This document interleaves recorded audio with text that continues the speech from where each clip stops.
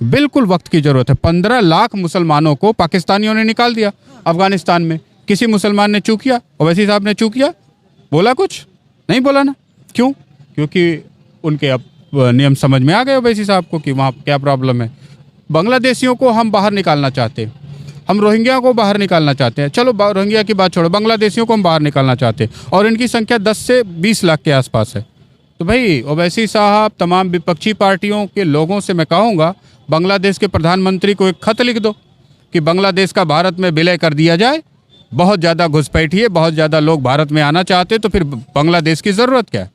एक इस्लामिक कानून की, एक इस्लामिक लैंड की, एक इस्लामिक बांग्लादेश की ज़रूरत क्या? जब वो भारत में भारतीयों के साथ, हिंदू समाज के साथ रह करके सुख संपत्ति और जीवन यापन करने में एकदम कंफर्टेबल महसूस कर रहे हैं, तो अलग बांग्लादेश की ज़रूरत क्या है?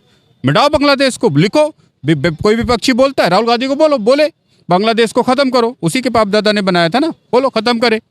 ओवैसी साहब को बोलो कि बांग्लादेश के प्रधानमंत्री को बोले, क्या जरूरत है बांग्लादेश के प्रधानमंत्री को, जब कूद कूद करके आना है तुम्हें हिंदुओं के देश में और हिंदुओं के साथ तुम सुखी हो, तो सबको खोल दो ना भाई, क्या प्रॉब्लम है? उनके ऊपर भी यूसीसी लागू कर दो, ना घुसपैठ, ना यूसीसी, ना सीए, कोई ज़रूरत ही नहीं पड़ेगी।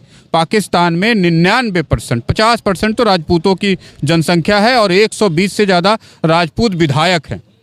आधे उसमें मुस्लिम राजपूत खुद को बोलते हैं, आधे हिंदू राजपूत बोलते हैं पुराने राजपूत ही हिंदू वाले। कन्वर्जन किया गया, अब वो राजपूत हो गए, उनको भी मिला लो। वो भी कूद के रोज आते हैं इंडिया में। जब आके इंडिया में ही उनको सुकून और शांति और स्वर्ग मिलना है, तो पाकिस्तान क्यों बनाया? पाकिस्तान की ज़रूरत क्या है? जब तुम्हारे देश की जनता हमारे ही देश में, भारत में आके ही सुखी और समृद्ध महसूस करती है, कूद फांद के रोज आना चाहती है, तो सालो बॉर्डर क्यों बनाया?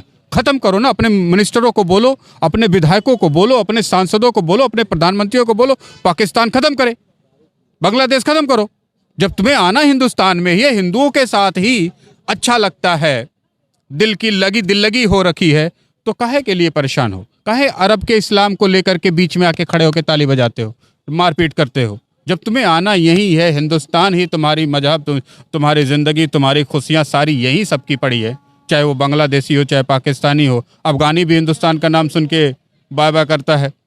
तो क्या ज़रूरत थी बॉर्डर बनाने की? जिन्ना और नेहरू के बनाए कारनामों को ख़त्म नहीं कर सकते आज के युवा? क्या मसल के रख देंगे?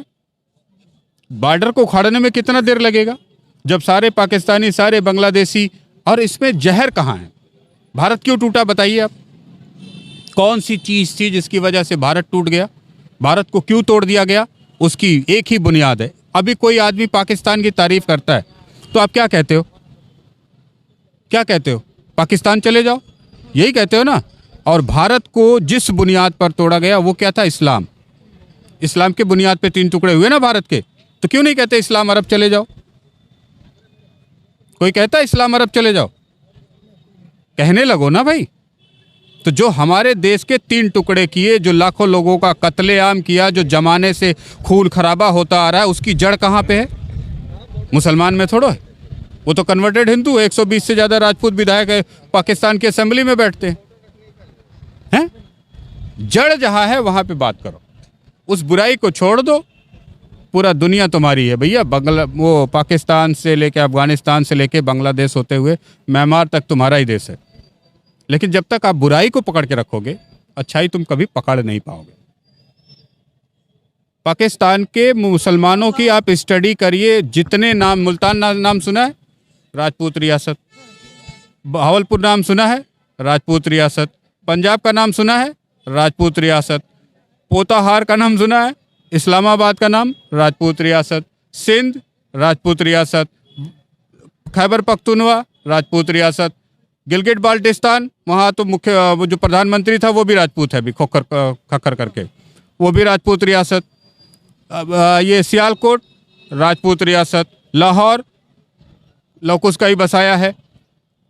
तो पूरा तो हिंदुस्तान के राजपूतों की रियासत है, पूरा पाकिस्तान। गलती क्या हुई कि आपने जिन्ना को उसके, अब जैसे केजरीवाल जीत गए, बीजेपी हार गई, तो जब भी चुनाव हो जाएंगे तो देश का तो टुकड़ा होना ही है ना, 2 हिस्सा बटेगा। वो बढ़ गया 2 हिस्सा। अब वो केजरीवाल कर रहा है, एक हिस्सा दिल्ली का ही नागरिक है, वो केजरीवाल कर रहा है, दूसरा मोदी कर रहा है। अपना ही देश को 2 टुकड़ा कर दिया आपने। कोई एक रियासत आप बता दें जिसका नाम बलूचिस्तान है ना, जो आजकल बलोच, खाली वही हिंदू से कमतर आबादी वाला हिस्सा है। बाकी पूरा पाकिस्तान कंधार से लेकर के सिंध तक पूरा हिंदू बाहुल इलाका था, हिंदुओं की रियासत थी। कन्वर्टेड राजपूत, कुछ मुस्लिम राजपूत बन गए, कुछ तो यही तुम्हारे हिसार उसार से जाके वहाँ पाकिस्तान बनाया। भाई अगर तुम वो बुराई छोड़ दो जो इस सब के जड़ों के पीछे है, तो सारा हिंदुस्तान एक जैसा हो जाएगा। ना ओवैसी को चिल्लाना पड़ेगा, ना मुझे चिल्लाना पड़ेगा, ना बांग्लादेशियों को कूद के भारत में आना पड़ेगा। एक और पत्रकार ने मुझसे पूछा, ओवैसी साहब कहेंगे अपनी नस्लों से, अब बताओ ओवैसी साहब की नस्ल कौन सी है? ओवैसी साहब की छोड़ दो, तमिलनाडु के जो मुसलमान चेन्नई में बसते हैं उनकी कौन सी नस्ल है? आंध्रा में जो मुसलमान बसते हैं उनकी कौन सी नस्ल है? केरला में जो बिल्कुल काले काले रंग वाले मुसलमान हैं वो कौन सी नस्ल के हैं? बंगाल में कौन सी नस्ल के मुसलमान हैं? असम में कौन सी नस्ल के मुसलमान हैं? कहाँ से नस्ल आ गई भाई?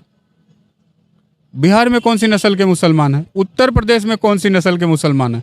अफगानी हैं, ईरानी हैं, सऊदी के हैं, और वहाँ के क्या बोलते हैं कुवैती हैं, तुर्किश हैं, कौन सी नस्ल के? इराकी। भारत के अंदर तो जो ज्यादातर मुसलमान है सब कन्वर्टेड भारत के लोग हैं। भारत की मिट्टी, भारत का पानी, भारत का खून है। इनको केवल पॉलिटिकल एडवांटेज के लिए इस तरीके से तोड़ मड़ोड़ रखा है जैसे लगता है कि हम उनके भाई हैं ही नहीं। अच्छा एक चीज़ बताओ, तुम अपने पूर्वजों को पानी देते हो हैं मरने के बाद, तो जो 100 साल 20 साल 25 साल 50 साल पहले 200 500 साल पहले कन्वर्ट हो गए, उन अपने पूर्वजों को पानी दोगे कि नहीं दोगे? उनके भले के लिए सोचोगे कि नहीं सोचोगे? उनकी तरक्की के लिए सोचोगे कि नहीं सोचोगे?